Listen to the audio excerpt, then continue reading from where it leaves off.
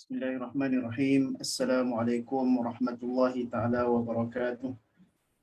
Alhamdulillahi rabbil alamin. Nahmaduhu wa nasta'inuhu wa nastahdihi wa nastaghfiruhu wa natubu ilaih. Wa na'udzu billahi min shururi anfusina a'malina may yahdihillahu fala mudilla lahu wa may yudlil fala hadiya lahu. Asyhadu an la ilaha illallah wa asyhadu anna sayyidina Muhammadan abduhu wa rasuluh.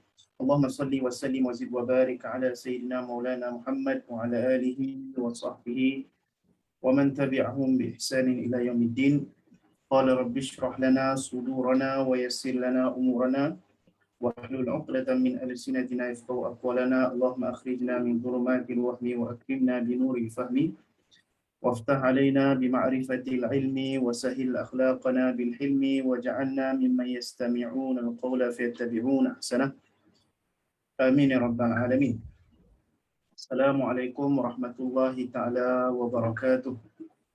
Alhamdulillah, syukur kita ucapkan, kita tinggikan kepada Allah Subhanahu wa taala kerana pada malam yang mulia ini kita dapat meneruskan lagi pengajian dalam kitab Tafsir Al-Jalalain, insya-Allah. Mudah-mudahan dengan kepercayaan yang diberikan kepada saya untuk membaca kitab Tafsir Jalalain ini, mudah-mudahan membuka pintu-pintu ilmu kepada kita semua. Dan saya ucapkan terima kasih kepada penggerak, jawatankuasa penggerak Madrasah Ahmadiyah, Madrasah Bunuk Payung, kerana usaha untuk menghidupkan semula majlis-majlis ilmu di Pondok Bunuk Payung ini mudah-mudahan menjadi asbab kepada tersebarnya ilmu agama, kepada terbukanya pintu-pintu hidayah, pintu-pintu hati manusia menuju kepada Allah Subhanahu wa taala. Alhamdulillah, pada minggu lepas kita telah membacakan sedikit sebanyak berkaitan dengan Mabadi' al-Asharah, 10 prinsip tentang ilmu tafsir. Maka pada hari ini insya-Allah tuan-tuan puan-puan sidang hadirin penonton yang dirahmati Allah, kita akan masuk membacakan kitab Tafsir Jalalain, insya-Allah. Dan sebelum itu kita sedekahkan pahala bacaan Al-Fatihah kepada dua orang pengarang kitab ini, iaitu Al-Imam Jalaluddin As-Suyuti dan Al-Imam Jalaluddin Al-Mahalli, ila hadratin Nabi sallallahu alaihi wasallam wa ila al-ulama al-ajilla wa ila as-salihin wa ila al-ahya wal amwat. Al-Fatihah.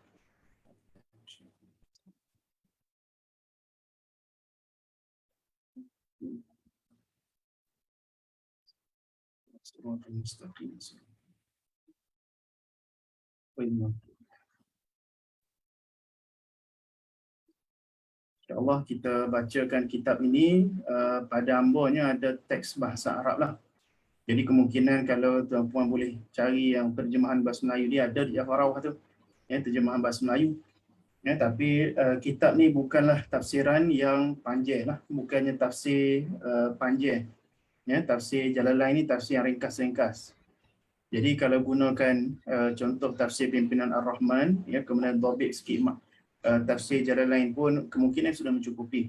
Tetapi kalau siapa yang boleh membaca dalam bahasa Arab, maka bolehlah beli tafsir Jalalain yang ada pada mushaf Quran lah, mushaf Quran yang telah ada tafsir Jalalain di tepi kiri kanan itu, supaya kita dapat mengaji kitab ini dengan menggunakan kitab lah. InsyaAllah amba akan banyak merujuk kepada hasyiah Al-Imam Ahmad As-Sawi, yang mengarang hasyiah, iaitu syarahan kepada tafsir Al-Jalalain. Tafsir Al-Jalalain ini ada dikarang beberapa hasyiah. Cuma yang masyhurnya adalah hasyiah Al-Imam Sulaiman Al-Jamal. Kemudian hasyiatul Jamal itu diringkaskan oleh anak murid dia, iaitu Al-Imam Ahmad As-Sawi. Baik. Jadi kita mulakan pengajian kita ini insya-Allah dengan muqaddimah. Muqaddimah ini dikarang oleh Al-Imam As-Suyuti. Jadi kitab ni dua pengarang dia, pengarang dia ada dua orang. Yang pertama ialah Al-Imam Al-Mahalli. Yang mula-mula mengarang kitab ini ialah Al-Imam Al-Mahalli. Kemudian Allah Subhanahu Wa Taala ya, tidak mungkin hajatnya tidak kesampaian untuk menghabiskan tafsir, menulis tafsir kitab ini, ya, sehinggalah beliau, ya, Al-Imam Al-Mahalli, ya, wafat. Kemudian dia tulis daripada surah Al-Kahfi sehingga kepada surah habis surah An-Nas. Kemudian dia pergi ke depan, ya, pergi habis dia maksudnya dia tulis daripada tengah Al-Quran sehingga hujung. Ya, kemudian dia pergi ke hadapan, maka ditafsirkan surah Al-Fatihah dan juga ditafsirkan surah Al-Baqarah sehingga ayat ke-26, 26 surah itu. Kemudian tidak sempat dihabiskan tafsirnya, maka beliau Al-Imam Al-Mahalli wafat. Ya, kemudian perjuangan beliau diteruskan atau disambung oleh anak murid dia, ya, walaupun anak murid Al-Imam As-Suyuti ni muda lagi ketika Al-Imam Al-Mahalli itu wafat, ya, disambung oleh anak murid dia Al-Imam As-Suyuti, ya, daripada surah Al-Baqarah sehingga surah Al-Isra. Kemudian Al-Imam Al-Mahalli tidak sempat menulis muqaddimah bagi kitab ini kerana dia tidak sempat menyelesaikan penulisan kitab ini. Maka muqaddimah kitab yang kita akan baca ini adalah ditulis oleh Al-Imam As-Suyuti, ya, Al-Imam Jalaluddin Abdul Rahman Ibn Abi Bakr As-Suyuti, seorang ulama yang sangat hebat, yang sangat profilik ke apa istilah dia, kerana Al-Imam As-Suyuti mengarang terlalu banyak kitab. Ya, minta maaf, ada lalat. Mari mana tak tahu. Ya.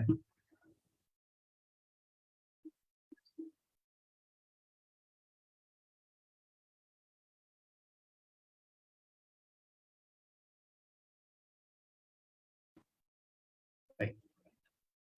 Jadi Al-Imam As-Suyuti adalah seorang ulama yang makruf. Ya, kita pun orang kita ni, orang Malaysia ni, kita akan bagi nama kadang-kadang setengah orang tu bagi nama Sayuti. Bagi nama Sayuti. Sayuti itu diambil daripada nama seorang ulama yang sangat besar di negara Arab, di negara Mesir, iaitu Al-Imam Jalaluddin Abdul Rahman Ibn Abi Bakrin As-Suyuti. Dinisbahkan kepada kampung dia. Kampung dia nama dia Asyud. Ya, kampung dia nama Asyud, ya, di kawasan selatan Mesir. Ya, jadi sebab itu digelarkan, dinisbahkan dia kepada nama kampung dia, iaitu As-Suyuti. Ya, Suyuti itu bukan nama dia. Nama dia adalah Abdul Rahman. Jadi Al-Imam As-Suyuti adalah ulama yang luar biasa kerana beliau menulis terlalu banyak buku yang bila kita nisbahkan kepada umurnya itu mungkin boleh kita kata mustahil, ya, seorang manusia yang boleh menulis terlalu banyak buku. Ya, beliau dikatakan menulis lebih daripada 1000 buah kitab. Ya, Imam Suyuti menulis lebih daripada 1000 buah kitab. Ya, ada kitab dia yang banyak lagi yang tidak diterbitkan, yang masih lagi dalam makhtut ataupun masih lagi dalam manuskrip, tulisan tangan. Ya, masih lagi belum dicetak sebagai kitab yang boleh kita baca. Ya, terdapat banyak di perpustakaan di Mesir. Jadi walaupun kitab beliau itu banyak yang tidak dicetak, ya, terdapat banyak juga kitab beliau yang dicetak. Ya, antaranya kitab yang sangat penting dalam ilmu ulum Quran, iaitu kitab Al-Itqan fi Ulumil Quran. Yang kata para ulama, kitab-kitab selepas kitab Itqan ini, ya, kitab-kitab ulum Quran yang ditulis selepas kitab Itqan, ya, banyak yang mengambil daripada kitab Itqan. Ya, kerana kitab Al-Itqan itu meletakkan seolah-olah batu asas kepada penulisan dalam ilmu ulum Al-Quran. Ya, sebelum itu sudah ada Al-Imam Az-Zarkashi, ya, yang menulis kitab Al-Burhan fi Ulumil Quran. Ya, tetapi yang menulis dengan lebih lengkap, ya, tak silap saya 80 lebih bab dalam kitab Al-Itqan itu, ya, adalah Imam Suyuti yang mengarang kitab yang lengkap dalam ilmu ulum Quran. Dan beliau juga banyak mengarang kitab dalam ilmu tafsir. Ya, antaranya kitab Ad-Durrul Mansur, ya, tafsir bil Ma'thur. Kemudian kitab kita ini kitab tafsir Al-Jalalain. Nama kitab tafsir Al-Jalalain ini sebenarnya bukan diberi oleh Imam Suyuti. Ya, disebutkan diberi oleh Al-Imam Al-Alqami. Ini nama kitab tafsir Al-Jalalain. Jadi kemudian banyak lagi lah, terutama kitab dalam bidang hadis, ya. Kitab Jam'ul Jawami', Al-Jami'ul Kabir, kitab Imam Suyuti. Ya, banyak antaranya kitab dalam mustalah hadis, ya. Allahumma salli ala Muhammad. Kitab yang kami belajar dulu di Kuliah Usuluddin, Tadribur Rawi ala taqribin Nawawi, ala taqrib An-Nawawi. Ya, kemudian beliau juga menulis kitab Alfiyah. Ya, beliau ada menulis Alfiyah dalam ilmu nahwu. Ya, beliau juga ada menulis Alfiyah dalam ilmu mustalah hadis. Ya, dan beliau juga dalam satu syair yang dikarang oleh beliau telah menisbahkan diri beliau, telah mengatakan beliau adalah mujaddid, ya, pada kurun beliau, iaitu beliau wafat pada tahun 911 Hijrah. 911 Hijrah. Ya, beliau mengatakan beliau adalah mujaddid. Ya, walaupun ada pertikaian di kalangan para ulama, tetapi bagi kita, ya, kita yang bukan ulama ni, kita kata dia mujaddid pada kurun dia lah. Mujaddid pada kurun dia, kurun ke-10 Hijrah, Al-Imam Jalaluddin As-Suyuti. Ya, para ulama mengatakan kenapa beliau ini banyak menulis kitab, ya, terlalu banyak kitab, 1000 kitab ni bukan sikit. Ya, satu kitab tu pun kita semua hidup nak tulis pun kadang-kadang payah. Yang bukan kerana nak tulis tu payah, nak ketelitian satu perkara yang nak ditulis. Jadi 1000 kitab tu macam mana ditulis oleh beliau? Katanya para ulama, antaranya guru kami Al-Syekh Usamah As-Sayyid Al-Azhari, kata Syekh Usamah, beliau iaitu Al-Imam Suyuti ketika berumur 40 tahun, ya, beliau beruzlah, bermaksud beliau tidak berjumpa dengan orang lain, melainkan penuntut-penuntut ilmu yang nawadir sahaja, melainkan dia mengajar pada seorang dua sahaja, ya, anak murid dia. Ya, waktu yang dia luangkan daripada umur 40 tahun sehingga umur 60 tahun itu diluangkan untuk menulis kitab. Ya, jadi itu juhud, satu pengorbanan, satu usaha yang dilakukan oleh para ulama, ya, untuk kelangsungan ilmu. Ya, kalau tak ada ulama yang berkorban untuk kelangsungan ilmu, maka, ya, orang akan menjadikan orang jahil sebagai ketua. Ya, jadi ulama berkorban, ya, kerana supaya tidak, ya, manusia itu menjadikan masyarakat, menjadikan orang jahil sebagai ketua, ya, orang jahil sebagai panduan. Ya, seperti mana zaman kita lah kurang ulama, ya, tapi ulama-ulama zaman dulu menghabiskan masa untuk ilmu dia dijadikan pegangan sehingga ke hari kiamat. Ya, ilmu ini adalah satu perkara yang sadaqatun jariyah. Ya, kata Imam Suyuti dalam sebuah kitab dia, Allahumma salli ala Sayyidina Muhammad, At-Ta'rif bi Adabit Ta'lif, nama satu kitab dia, tentang adab-adab penulisan. Ya, dikarang oleh Al-Imam Suyuti. Dia kata antara hadis Nabi yang mengatakan Allahumma salli ala Sayyidina Muhammad, idza mata ibnu Adam inqata'a amaluhu illa min thalath, sadaqatun jariyatun aw ilmun yuntafa'u bih aw waladun salihun yad'u lah. Antara yang dimaksudkan dengan sadaqatun jariyatun adalah, ya, ilmu penulisannya adalah kitab. Ya, kitab itu adalah sedekah yang jariah. Ya, penulisan kitab itu adalah sedekah yang jariah. Ya, itu tak kira lagi yang kedua, ilmu yuntafa'u bihi. Jadi maksudnya orang yang menulis, maka dia akan mendapat pahala yang berterusan. Sekiranya ilmu dan kitabnya itu ditulis kerana Allah, maka akan dimanfaatkan sehingga ke akhir zaman. Baik, jadi marilah kita membaca tulisan yang ditulis oleh Al-Imam Jalaluddin Abi Bakrin As-Suyuti rahimahullahu ta'ala wa radiya anhu wa ardah. Qala al-musannifu rahimahullah wa nafa'ana bi'ulumihi wa ulumi syayikhina fi darain amin. Bismillahirrahmanirrahim. Alhamdulillahi rabbil alamin. Hamdan muwafiyan li ni'amihi wa mukafi'an li mazidihi. Wassalatu wassalamu ala sayyidina Muhammadin wa alihi wa sahbihi wa junudihi. Jadi maksudnya dengan nama Allah yang maha pemurah lagi maha penyayang. Okey. Itu kita tak syarah lah, lepas dalam surah Fatihah pun nanti kita syarah juga. Alhamdulillah, dimulakan dengan Alhamdulillah, ya, sebagai mengikut Al-Quran Karim yang bermula dengan Alhamdulillah. Hamdan muwafiyan li ni'amihi wa mukafi'an li mazidihi. Ya, ada satu hadis yang dhaif yang mengatakan ini adalah lafaz, lafaz ucapan pujian, lafaz tahmid yang diucapkan oleh Nabi SAW yang diajar oleh Jibril Alhamdulillah hamdan yuwafi ni'amahu wa yukafi'u mazidah. Tapi hadis itu hadis yang dhaif yang boleh untuk kita amalkan. Baik. Maksud segala puji bagi Allah dengan pujian yang mencukupi nikmat-nikmatnya dan yang mencukupi juga tambahan daripada nikmatnya.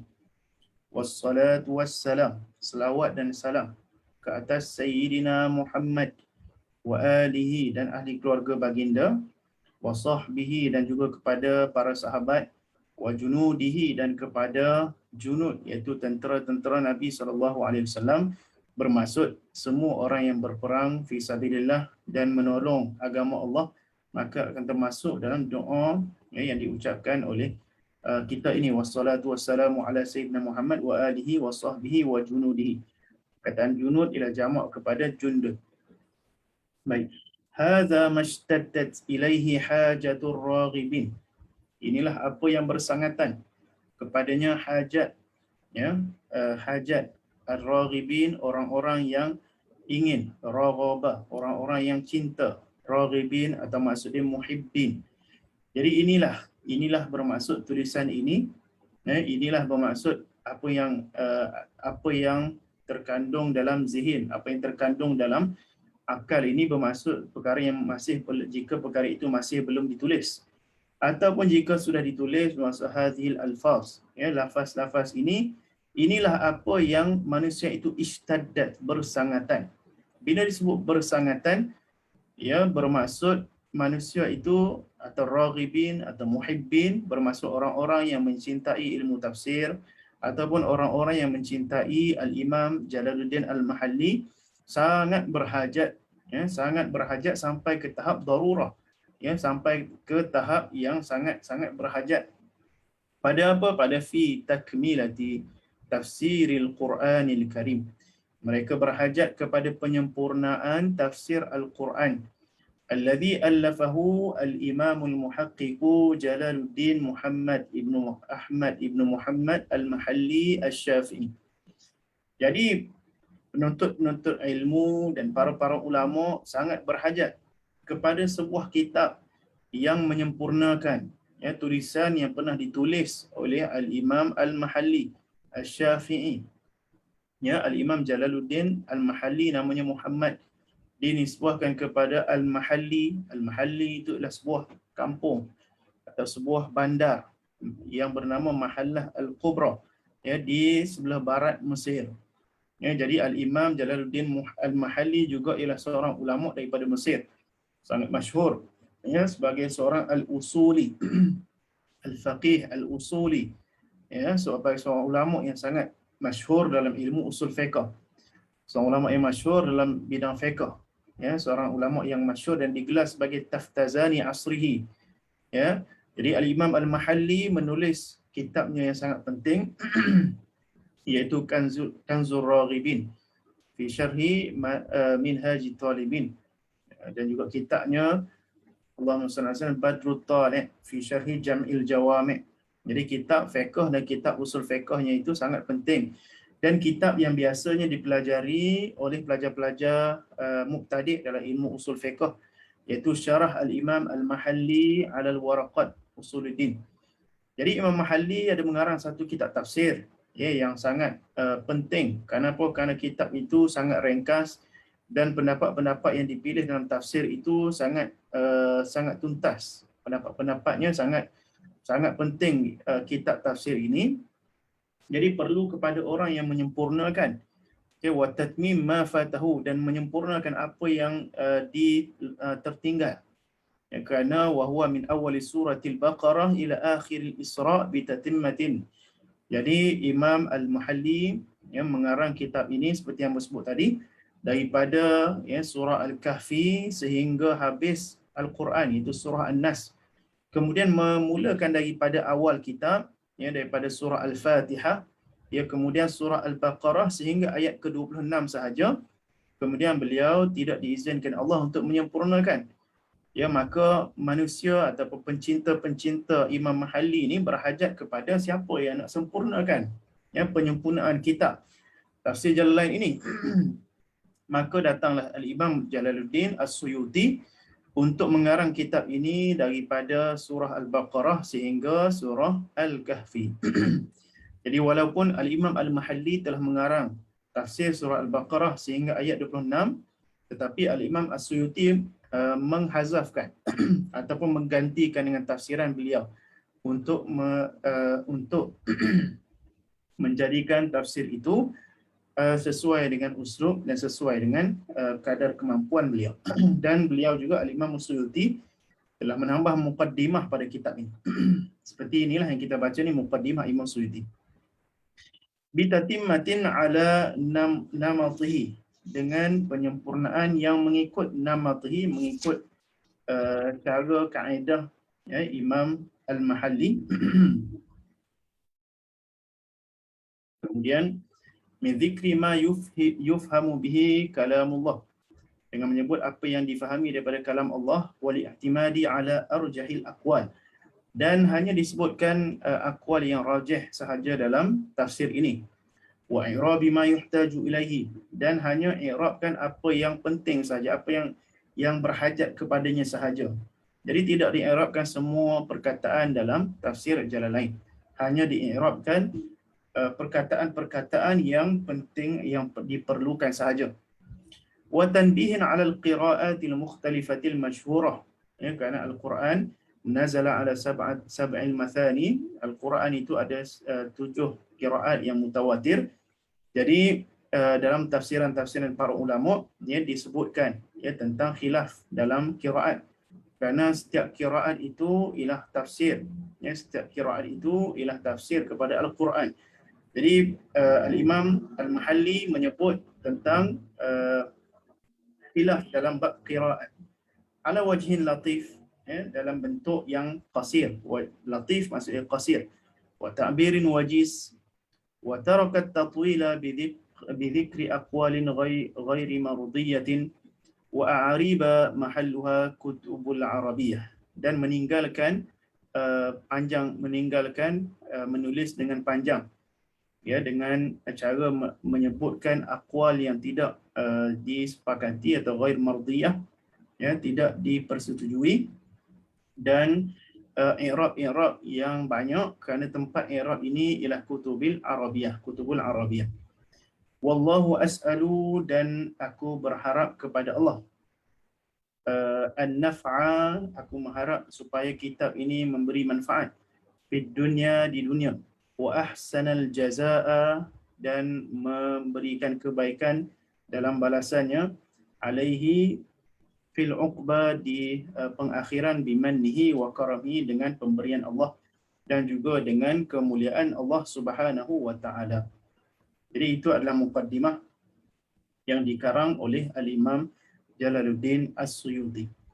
Hari ini insya-Allah kita akan masuk sedikit ya tentang tafsir surah yang pertama dalam Al-Quran, iaitu surah Al-Fatihah. Jadi hamba akan gunakan PDF. Jadi siapa yang tak ada kitab boleh tengok sahaja dalam PDF ini. Kalau siapa ada kitab, itu terlebih baik. Jadi sebenarnya tafsir ni seolah-olah kita buka Quran sahaja, kerana satu muka Al-Quran itu tafsirannya di tepi. Jadi tafsir ni tafsir yang sangat ringkas. Jadi kalau siapa nak belajar tafsir Al-Quran yang sangat ringkas, maka tafsir yang pertama sekali dipelajari ialah tafsir Al-Jalalain minal mutun, daripada kitab-kitab matan asas dalam ilmu tafsir, iaitu kitab tafsir Jalalain. Setelah mengaji tafsir Jalalain, baru boleh meningkat ya kepada membaca tafsir-tafsir yang lain. Antaranya boleh membaca tafsir At-Tashil li'ulumit Tanzil, ya, ataupun At-Tafsir Al-Baydawi, ya, dan seterusnya. Baik. Qala al-Imam Jalaluddin Al-Mahalli. Jadi walaupun asalnya kitab ini muqaddimahnya ditulis oleh Al-Imam As-Suyuti, dan surah Al-Fatihah ya asalnya diletakkan di belakang. Ya, kalau setengah kitab diletakkan tafsir surah Al-Fatihah ini di belakang. Ya, kenapa? Kerana itu adalah tulisan Imam Mahalli. Tulisan Imam Suyuti ialah muqaddimah dan surah Al-Baqarah, terus kepada surah Al-Baqarah. Ya, surah Al-Fatihah ini ditafsirkan oleh Al-Imam Al-Mahalli. Ya, tetapi dalam kitab yang ada di depan kita ini, ya, dan kebanyakan kitab-kitab yang dicetak, ya, diambil surah Al-Fatihah yang berada di belakang sekali itu, diletakkan di hadapan. Ya, tetapi susunan yang disusun asalnya oleh Al-Imam Suyuti, surah Al-Fatihah ini berada di hujung sekali. Ya, kerana dia meraihkan penulisan Al-Imam Al-Mahalli. Tapi oleh kerana kita nak meraihkan mushaf Quran kita yang asal, iaitu surah Al-Fatihah ialah surah yang pertama dalam susunan Al-Quran. Oleh sebab itu surah Al-Fatihah ini diletakkan di hadapan, tidak seperti yang ditulis oleh Al-Imam Suyuti. Baik. Qala al-Imam Jalaluddin Al-Mahalli rahimahullah wa radhiyallahu ta'ala anhu. Suratul Fatihah. Jadi surah itu maksudnya daripada perkataan sur, bermaksud pagar. Ya, pagar. Sur maksudnya pagar. Pagar kebun ke, pagar istana ke, itu sur. Ataupun surun. Surun maksudnya baqiyah. Surah maksudnya kumpulan ayat-ayat. Ya, satu kumpulan ayat-ayat, majmu'atun minal ayat, yang membentuk satu surah. Dan surah ini diajarkan oleh malaikat Jibril kepada Nabi Muhammad SAW. Penamaan surah, ada penamaan surah yang daripada Nabi SAW, ada yang dinamakan oleh para ulama, ya, nama surah, dan ada juga sifat bagi surah. Ada sifat bagi surah, ya, ada nama bagi surah. Surah Al-Fatihah, ya, surah ini adalah satu kelompok daripada ayat, dan surah ini dinamakan sebagai surah Al-Fatihah. Jadi Al-Fatihah ialah namanya yang masyhur, yang diajarkan juga oleh Nabi SAW. Dalam hadis Nabi sebut, Allahumma salli ala Sayyidina Muhammad. Allahumma salli ala Sayyidina Muhammad. Nabi sebut dalam sebuah hadis, apa dia yang berupa? Bi Fatihatil Kitab. Ya, tidak. Allahumma salli ala Sayyidina Muhammad. Kena cari. La salata liman lam yaqra' bi Fatihatil Kitab.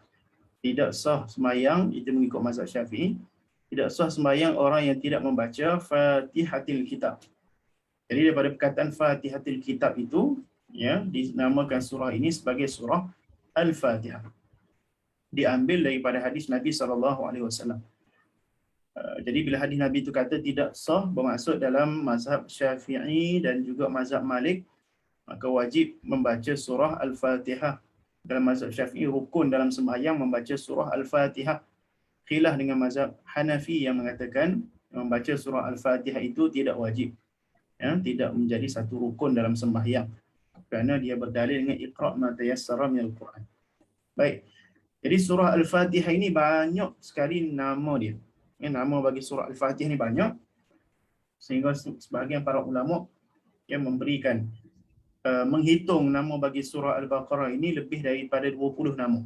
Ya, 20 nama bagi surah Al-Fatihah. Dan ikut kaedahnya kasratul asma tadullu ala syarafil musamma.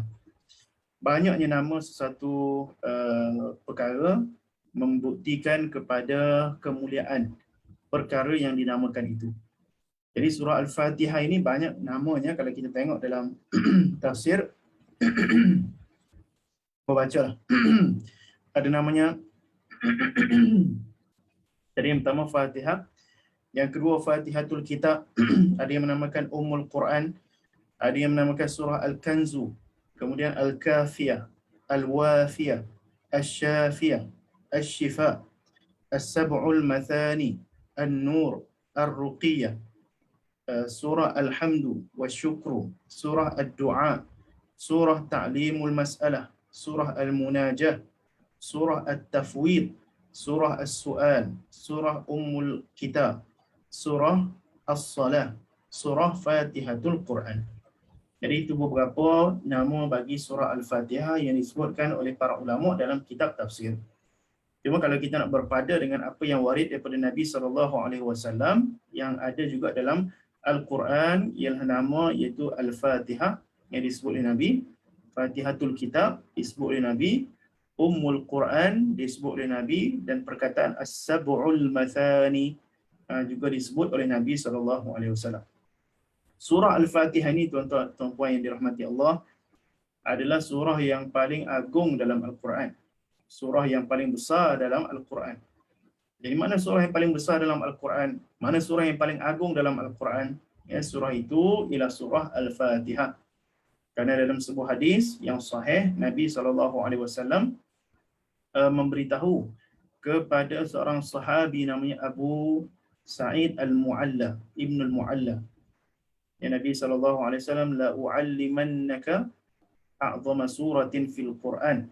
Aku akan mengajarkan kepada kamu surah yang paling agung, surah yang paling besar dalam Al-Quran. Kemudian kata Nabi SAW, Alhamdulillahi Rabbil Alamin, hiya sab'ul mathani, hiya sab'ul mathani wal Quranul Karim alladhi utitu. Atau kama qala Nabi SAW. Jadi surah yang paling besar dalam Al-Quran ialah surah Alhamdulillahi Rabbil Alamin. Baik.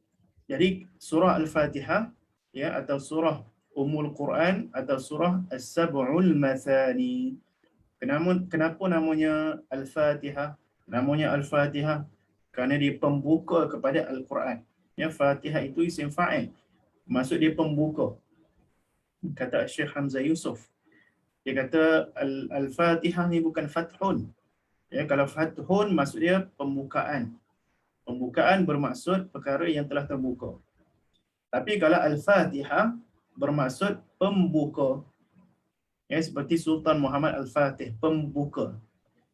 Jadi Al-Fatihah ni pembuka kepada apa? Ya, pembuka kepada apa? Ya, minta maaf lah. Bahasa Ambon ni kadang-kadang tubik bahasa luar, kadang-kadang tubik bahasa Kelantan. Minta maaf. Nak tegak juga kecek Kelantan tapi tak jadi mana lama tak kecek Kelantan. Minta maaf deh. Jadi Al-Fatihah maksudnya pembuka. Jadi maksudnya pembuka kepada apa? Ya, pembuka kepada Al-Quran. Ya, Al-Quran itu sudah dibuka dengan surah Al-Fatihah. Jadi kita boleh ambil daripada surah Al-Fatihah itu bermaksud pembuka, ialah pembuka kepada pintu ilmu. Ya, kerana dalam surah Al-Fatihah itu ada semua ilmu. Ya, ada semua ilmu Al-Quran diringkaskan, dikompakkan, di apa nama tu? Semua 114 surah dalam Al-Quran itu ilmunya telah diringkaskan, telah dihimpunkan dalam surah Al-Fatihah. Jadi sebab itu Al-Fatihah maksudnya pembuka ilmu. Jadi kita baca surah Al-Fatihah maksud dia akan membuka ilmu dalam Al-Quran. Dan juga membuka pintu hidayah. Kerana sebut ihdinas siratal mustaqim dalam surah Al-Fatihah. Jadi itu antara sebab mengapa dinamakan Al-Fatihah itu Al-Fatihah, bermaksud pembuka. Ya, bukan kalau kita tengok terjemahannya banyak tulis pembukaan. Pembukaan itu terjemahan bagi Al-Fathu, bukan terjemahan bagi Al-Fatihah. Jadi pembuka bermaksud kita baca surah Al-Fatihah untuk membuka hati kita menerima hidayah daripada Allah Subhanahu Wa Taala. Dan itu surah Al-Fatihah kita baca setiap hari dalam sembahyang. Ya, kita baca surah Al-Fatihah itu banyak kali dalam sembahyang. 17 kali kita baca setiap rakaat dalam sembahyang. Jadi kerana itu surah Al-Fatihah kita baca untuk membuka pintu hati kita supaya dapat menerima hidayah daripada Allah Subhanahu Wa Taala. Baik. Kemudian antara nama bagi surah Al-Fatihah ialah surah Ummul Quran. Ummul Quran bermaksud ibu kepada Al-Quran. Jadi ibu kepada semua ayat, semua surah dalam Al-Quran ialah surah Al-Fatihah. Ya, dalam hadis ada juga hadis Ummus Sunnah. Ibu kepada semua hadis Nabi SAW ialah hadis Ummus Sunnah, iaitu hadis Jibril. Tapi dalam Al-Quran, ya, 114 surah dalam Al-Quran, 1236 ayat dalam Al-Quran, ada satu surah yang jadi ibu kepada semua surah dalam Al-Quran. Itulah surah Al-Fatihah. Jadi surah Al-Fatihah ialah ibu kepada semua makna dalam Al-Quran. Dan itu kata Syekh Asy-Sya'rawi rahimahullah, ya, Al-Quran, keseluruhan Al-Quran itu menceritakan tentang 3 perkara. Keseluruhan Al-Quran membincangkan tentang 3 perkara. Yang pertama, Al-Quran membincangkan tentang akidah. Yang kedua, Al-Quran membincangkan tentang syariat. Yang ketiga, Al-Quran membincangkan tentang qasas atau cara hidup. Okey, qasas maksud cerita-cerita ya yang sebahagian pendakwah iaitu Amr Khalid mengatakan al-qasas itu maksud cara kita hidup. Jadi ada cara hidup Firaun, ada cara hidup para nabi, ada cara hidup para aulia, ada cara hidup orang yang buat maksiat, semuanya diceritakan dalam Al-Quran. Jadi tiga perkara penting yang menjadi topik Al-Quran, tiga topik utama dalam Al-Quran: akidah, syariat, cara hidup. Dan tiga perkara itu ada dalam surah Al-Fatihah. Ya, alhamdulillahirabbil alamin, arrahmanirrahim, maliki yaumiddin itu akidah, iyyaka na'budu wa iyyaka nasta'in itu syariat, ihdinas siratal mustaqim siratal ladzina an'amta 'alaihim ghairil maghdubi 'alaihim waladdallin itu adalah cara hidup. Dan setiap topik itu dihuraikan dalam surah-surah yang seterusnya. Jadi sebab itu surah Al-Fatihah dinamakan sebagai Ummul Quran, ibu kepada Al-Quran. Dan dinamakan juga sebagai As-Sab'ul Mathani. As-Sab'u tak ada khilaf, 7. Ya.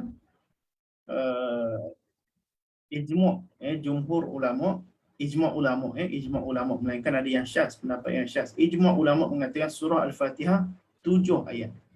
Kerana dalam Al-Quran sendiri menyebut walaqad atainaka sab'an minal mathani wal Qur'anil azim. Telah kami beri kepada kamu wahai Rasulullah 7 ayat. Al-mathani bermaksud daripada perkataan masna. Masna maksudnya 2, mathani maksudnya 2. Maksud 2 di situ maksud yang diulang-ulang. Bermaksud 7, as-sab'ul mathani bermaksud 7 ayat yang diulang-ulang. Jadi itu 3 nama bagi surah Al-Fatihah yang masyhur, yang disebutkan dalam hadis yang sahih, yang disebutkan juga dalam Al-Quran Karim. Baik, kita kembali pada kitab tadi. Jadi surah Al-Fatihah ialah ayat yang makkiyah. Makkiyah mengikut pendapat jumhur para ulama, maksud bagi makkiyah ialah ayat yang diturunkan sebelum hijrah Rasulullah SAW ke Madinah. Ada pendapat lain yang mengatakan ayat makkiyah ialah ayat yang diturunkan di Mekah. Jadi kata Syekh Asy-Sya'rawi, pendapat yang pertama itu melihat kepada zaman. Jadi katanya makkiyah itu melihat kepada zaman, iaitu zaman sebelum Rasulullah berhijrah ke Madinah. Ya, zaman itu apa sahaja ayat yang turun itu dinamakan semuanya ayat ataupun surah makkiyah. Dan apa sahaja ayat yang turun tempoh waktunya selepas Rasulullah SAW berhijrah ke Madinah itu dinamakan ayat ataupun surah itu ialah surah atau ayatnya madaniyah. Dan kalau kita tengok dari sudut tempat, ya, al-makan, tadi dari sudut zaman, kalau tengok dari sudut tempat, ada yang mengatakan surah yang turun di Mekah dan sekitar Mekah itu dinamakan sebagai makkiyah. Ya, dan ada yang mengatakan surah yang turun di Madinah dan di sekitar Madinah itu namanya surah madaniyah. Ya, tetapi pendapat itu tidak dipilih oleh jumhur para ulama kerana ada ayat yang diturunkan ya di Mekah. Okay, sedangkan Nabi SAW sudah berhijrah ke Madinah, iaitu ketika peristiwa Fatu Mekah. Baik. Jadi surah ini ialah surah yang makkiyah, bermaksud diturunkan sebelum hijrah Nabi SAW ke kota Madinah. Ya, dalam sebuah riwayat mengatakan surah ini turun ya, antara surah yang terawal turun, iaitu surah yang kelima turun kepada Nabi Muhammad SAW. Dan dikatakan surah ini adalah surah yang pertama yang komplit, ya, yang secara penuh ayat dia yang turun. Surah pertama yang komplit turun kepada Nabi Muhammad SAW. Ayat yang pertama turun kepada Nabi Muhammad SAW ialah surah Al-Alaq, daripada ayat 1 hingga ayat 5. Iqra bismi rabbikal ladzi khalaq, khalaqal insana min 'alaq, iqra wa rabbukal akram alladzi 'allama bil qalam 'allamal insana ma lam ya'lam. Yang 5 ayat pertama daripada surah Al-Alaq itu adalah ayat-ayat yang pertama turun kepada Nabi Muhammad SAW. Kemudian ayat yang kedua, ya, ada ulama kata ya ayyuhal muzammil, ada yang kata ya ayyuhal muddaththir. Ya, kemudian ayat yang 1, 2, 3, ada satu lagi yang keempat. Allahumma salli ala sayyidina Muhammad. Ada keempat, aku tak ingat. Kemudian yang kelima ni adalah surah Al-Fatihah. Jadi surah Al-Fatihah ialah surah yang antara surah yang pertama yang diturun kepada Nabi SAW. Jadi ini surah yang mula-mula turun kepada Nabi Muhammad SAW dan diturunkan itu di Mekah. Ya, kalau mengikut pendapat Makkiyah yang mengatakan surah itu turun di Mekah, maka kenalah surah ini diturunkan di Mekah dan sebelum Nabi SAW berhijrah ke Madinah. Baik, kita sambung lagi. Sab'u ayat bil masbalah in kanat minha was-sabi'ah siratal ladzina ila akhirha wa illam takun minha fas-sabi'atu ghairul maghdubi ila akhirha. Baik, maksudnya ayat dalam surah ini ada 7 ayat, 7 ayat. Bil basmalah dengan mengira basmalah itu adalah salah satu daripada 7 ayat itu. Sekiranya bismillah itu salah satu daripada 7 ayat. Ya, wasabi'ah siratal ladzina an'amta alaihim.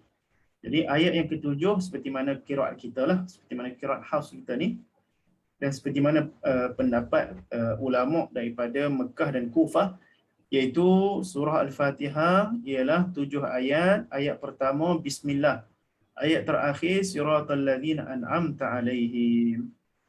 Baik, ada pendapat ulama-ulama mazhab Maliki, iaitu pendapat Ahlul Madinah yang mengatakan bismillahirrahmanirrahim bukanlah ayat. Dia kata wa illam takun, sekiranya basmalah itu bukan salah satu ayat daripada surah Al-Fatihah, maka nak dikira 7 macam mana? Nak dikira 7 dia bermula dengan alhamdulillahirabbil alamin. Kemudian ayat ke-6 dia adalah siratal ladzina an'amta alaihim. Kemudian ayat ke-7 dia ialah ghairil maghdubi alaihim. Jadi itu adalah khilaf yang masyhur antara mazhab Syafi'i dan juga mazhab Malik dan Abu Hanifah. Ya, mazhab Syafi'i mengatakan basmalah itu adalah ayat pertama dalam surah Al-Fatihah, ya, dan ayat bagi setiap surah.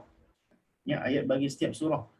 Yang manakala mazhab Maliki mengatakan ya, basmalah itu bukanlah ayat daripada surah Al-Fatihah. Tidak termasuk dalam 7 ayat daripada surah Al-Fatihah.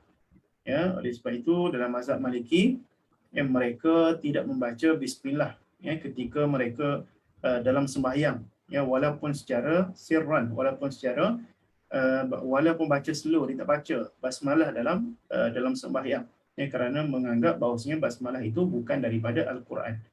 Basmalah itu bukan satu ayat daripada surah Al-Fatihah. Baik.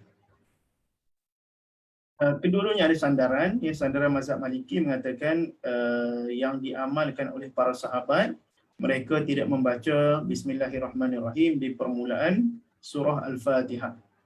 Ya, dan pendapat mazhab Syafi'i ada satu hadis riwayat daripada Ibnu Abbas yang mengatakan Nabi SAW membaca bismillahirrahmanirrahim alhamdulillahirabbil alamin. Itu khilaf yang masyhur, khilaf yang muktabar di kalangan para ulama tentang pembacaan bismillah. Sebab itu kita kalau kita sembahyang di Mekah, ya, orang Mekah tak baca bismillahirrahmanirrahim. Ya. Dia terus alhamdulillahirabbil alamin.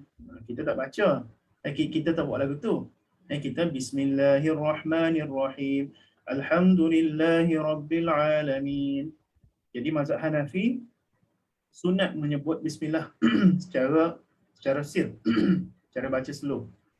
Tapi mazhab Syafi'i kalau bacaan itu bacaan yang jahar, bacaan yang kuat, ya, kita disunatkan untuk baca kuat, ya. Bismillahirrahmanirrahim disunatkan untuk baca kuat, ya. Baik. Jadi itu tentang khilaf ulama dalam menganggap basmalah itu satu ayat daripada surah Al-Fatihah ataupun tidak. Wa yuqaddaru fi awwaliha qulu liyakuna ma qabla iyyaka na'budu munasiban lahu bikaunihi min maqulil ibad. Jadi surah Al-Fatihah ini ditakdirkan pada permulaan surah itu perkataan qulu, bermaksud katakanlah wahai hamba-hambaku. Okay, kerana ucapan alhamdulillahirabbil alamin arrahmanirrahim maliki yaumiddin, maksud segala puji bagi Allah yang Maha Pemurah lagi Maha Penyayang, yang menguasai hari pembalasan. Okey, itu adalah pujian bagi Allah. Pujian bagi Allah itu ucapan siapa? Adakah pujian itu ya yang diucapkan oleh hamba atau pujian itu diucapkan oleh Allah yang memuji diri dia sendiri? Sekiranya ada setengah ulama yang mengatakan pujian alhamdulillah itu ialah pujian Allah Taala terhadap dirinya sendiri. Allah Taala kata alhamdulillahirabbil alamin. Segala puji bagi Allah, Tuhan sekalian alam. Sekiranya itu ialah pujian Allah pada zatnya sendiri, maka tak perlu kita takdirkan perkataan qulu. Ya, tak perlu kita katakan Allah Taala menyebut kepada kita, katakanlah wahai hamba-Ku. Ya, kerana kalau kita katakanlah wahai hamba kita, itu pujian daripada makhluk kepada Allah. Ya, jadi mengikut Al-Imam Al-Mahalli, ya, pujian di situ ialah pujian daripada hamba kepada Allah. Sebab tu kita takdirkan perkataan qulu di depan, ya, untuk mengatakan alhamdulillahirabbil alamin. Itu ialah pujian kita kepada Allah, ya, bersesuaian dengan ayat kelima dalam surah Al-Fatihah, itu iyyaka na'budu wa iyyaka nasta'in. Iyyaka na'budu itu sah, itu adalah ucapan hamba kepada Allah, ya, kerana ada dhamir khitab, dhamir mansub iyyaka, ya, hanya kepada engkau. Jadi bila kata hanya kepada engkau, maka pastilah iyyaka itu ialah maqulul ibad, itu ialah ucapan seorang hamba kepada Allah. Ya, cuma khilafnya sebelum daripada iyyaka na'budu, alhamdulillah itu adalah ucapan Allah memuji diri sendiri ke, ataupun ucapan hamba memuji kepada Allah. Apapun pujian Allah ke, pujian hamba ke, itu memang kita baca untuk kita memuji Allah Subhanahu wa taala. Itu yang dimaksudkan oleh Tuan Pengarang, wa yuqaddaru fi awwaliha qulu liyakuna ma qabla iyyaka na'budu munasiban lahu. Ya, ditakdirkan perkataan qulu, ya, pendapat yang dipilih oleh Al-Imam Al-Mahalli, iaitu kita takdirkan, kita anggap ada perkataan qulu, maksud Allah Taala memerintahkan kepada manusia, katakanlah wahai manusia, ya, perkataan alhamdulillahirabbil alamin. Jadi pujian bermula daripada alhamdulillah itu ialah maqulul ibad, kerana untuk munasabah, untuk bersesuaian dengan iyyaka na'budu, yang mana iyyaka na'budu ni sudah pasti itu ialah maqulul ibad.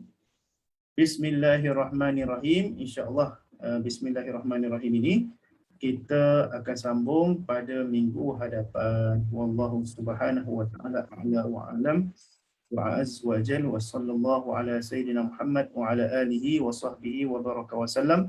Walhamdulillahi rabbil alamin. Jazakumullahu khairan wa barakallahu fikum. Assalamualaikum warahmatullahi wabarakatuh.